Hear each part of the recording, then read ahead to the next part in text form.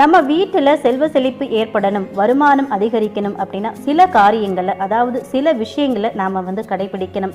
முதலாவதாக பார்த்தீங்க அப்படின்னா, நிலைவாசல் அப்படின்றது மகாலட்சுமி தாயை வரவேற்கக்கூடிய இடம். அது கூடவே பார்த்தீங்கன்னா நம்ம குலதெய்வம் குடியிருக்கக்கூடிய இடம் நம்ம வீட்டு நிலைவாசல்.